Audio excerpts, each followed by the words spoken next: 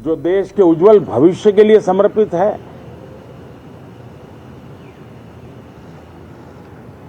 विशेषकर सभी समाजों की, सभी समूहों की, शहर और गांव की महिलाएं, सभी समाज के, सभी समूह के, गांव और शहर के युवा,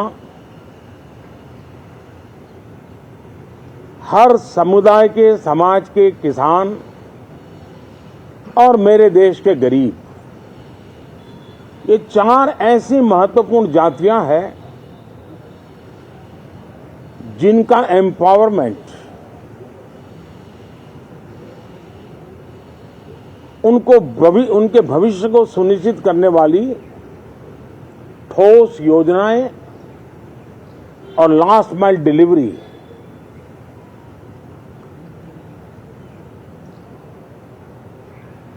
इन उसूलों को लेकर के जो चलते हैं, उन्हें भरपूर समर्थन मिलता है। और जब गुड गवर्नेंस होता है, पूर्णतया जनहित के लिए समर्पण होता है,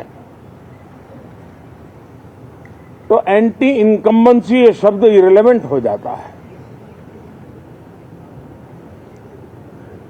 और हम लगातार ये देख रहे हैं, कोई इसको प्रो इनकम्बेंसी कहे,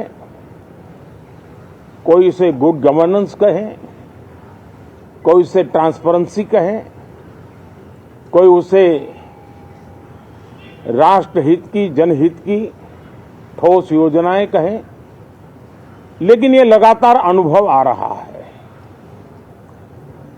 और इतने उत्तम जनादेश के बाद आज हम संसद के इस नए मंदिर में मिल रहे हैं। इस संसद भवन के नए परिसर का उद्घाटन हुआ, तब तो एक छोटा सा सत्र था, ऐतिहासिक निर्णय हुआ था, लेकिन इस बार लंबे समय तक इस सदन में कार्य करने का अवसर मिलेगा। नया सदन है, छोटी मोटी अभी भी शायद व्यवस्थाओं में कुछ कमियां महसूस हो सकती हैं। जब लगातार काम चलेगा, सांसदों और विजिटर्स को भी, मीडिया के लोगों को भी ध्यान में आएगा कि इसको जरा अगर ठीक कर लिया जाए तो अच्छा होगा। और मुझे विश्वास है कि आदरणीय उपराष्ट्रपति जी और आदरणीय स्पीकर महोदय के नेतृत्व में उन चीजों की तरफ पूरी तरह निगरानी है। और आपसे भी मैं कहूंगा, कोई चीज ऐसी छोटी मोटी आपके ध्यान में आए तो जरूर आप ध्यान आकर्षित करना, क्योंकि ये चीजें जब बनती हैं तो आवश्यकता के अनुसार बदलाव की भी जरूरत होती है। देश ने नकारात्मकता को नकारा है। मैं लगातार सत्र के प्रारंभ में विपक्ष के साथियों के साथ हमारा विचार विमर्श होता है, हमारी मेन टीम उनसे चर्चा करती है, मिलकर के भी सबके सहयोग के लिए हम हमेशा प्रार्थना करते हैं, आग्रह करते हैं। इस बार भी इस प्रकार की सारी प्रक्रियाएं कर ली गई हैं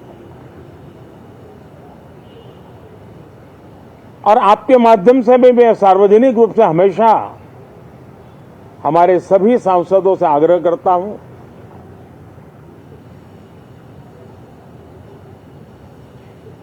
लोकतंत्र का ये मंदिर जन आकांक्षाओं के लिए, विकसित भारत की नींव को अधिक मजबूत बनाने के लिए बहुत महत्वपूर्ण मंच है। मैं सभी माननीय सांसदों से आग्रह कर रहा हूं कि वो ज्यादा से ज्यादा तैयारी करके आएं, सदन में जो भी बिल रखे जाए उस पर गहन चर्चा हो उत्तम से उत्तम सुझाव आए और उन सुझावों के द्वारा, क्योंकि जब एक सांसद सुझाव देता है तो जमीनी अनुभव का उसमें बहुत ही उत्तम तत्व होता है, लेकिन अगर चर्चा ही नहीं होती है तो देश उससे मिस करता है उन चीजों को। और इसलिए मैं फिर से आग्रह करता हूं, और अगर मैं वर्तमान चुनाव नतीजों के आधार पर कहूं तो जो विपक्ष में बैठे हुए साथी हैं, ये उनके लिए गोल्डन अपॉर्चुनिटी है। इस सत्र में पराजय का गुस्सा निकालने की योजना बनाने के बजाय इस पराजय में से सीख करके पिछले 9 साल से चलाई गई नकारात्मकता की प्रवृत्ति को छोड़ करके इस सत्र में अगर सकारात्मकता के साथ आगे बढ़ेंगे तो देश उनके तरफ देखने का दृष्टिकोण बदलेगा, उनके लिए एक नया द्वार खुल सकता है।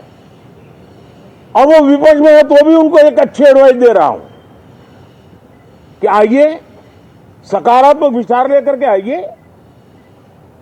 अगर हम 10 कदम चलते तो आप 12 कदम करके फैसला लेकर के आइए।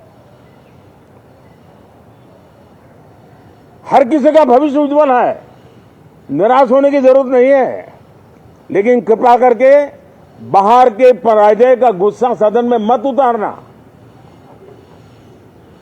हताशा निराशा होगी, आपके साथियों को आपका दम दिखाने के लिए कुछ न कुछ करना भी पड़ेगा, लेकिन कम से कम लोकतंत्र के इस मंदिर को वो मंच मत बनाइए।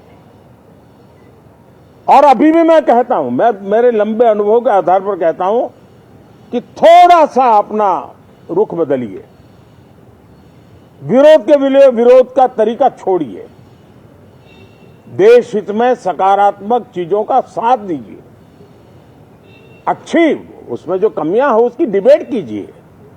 आप देखिए देश के मन में आज जो ऐसी कुछ बातों पर नफरत पैदा हो रही है, हो सकता है वो मोहब्बत में बदल जाए, तो मौका है, ये मौका जाने मत दीजिए। और इसलिए हर बार मैं करबद्ध प्रार्थना करता रहा हूं कि सदन में सहयोग दीजिए। आज मैं राजनीतिक दृष्टिकोण से भी कहना चाहता हूं कि आपका भी भला इसमें है कि आप देश को सकारात्मकता का संदेश दें, आपकी छवि नफरत की और नकारात्मकता की बने, वो लोकतंत्र के लिए अच्छा नहीं है। लोकतंत्र में विपक्ष भी इतना ही महत्वपूर्ण है, उतना ही मूल्यवान है और उतना ही सामर्थ्यवान भी होना चाहिए। और लोकतंत्र की भलाई के लिए मैं फिर से एक बार अपनी ये भावना को प्रकट करता हूं। 2047 अब देश विकसित होने के लक्ष्य में लंबा इंतजार करना नहीं चाहता। समाज के हर वर्ग में यह भाव पैदा हुआ है कि बस आगे बढ़ना है। इस भावना को हमारे सभी माननीय सांसद आदर करते हुए सदन को उस मजबूती से आगे बढ़ाएं, यही मेरी उनसे प्रार्थना है। आप सबको भी साथियों मेरी बहुत बहुत शुभकामनाएं हैं। बहुत बहुत धन्यवाद।